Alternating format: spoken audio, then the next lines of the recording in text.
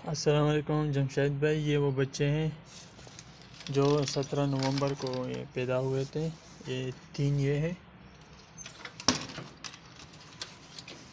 ये 1 2 3 6 हो गए।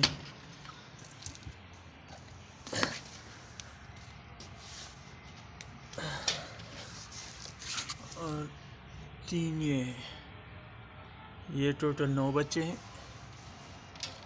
2 इनमें से मर गए थे। और ये वो पहली वाली फीमेल जो है, ये दूसरी फीमेल है।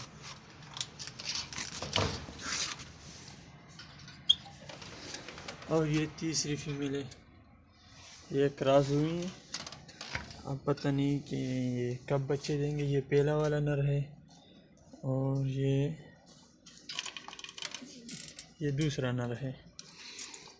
जिन भाई, अल्लाह आपके काम में और भी बरकत दे।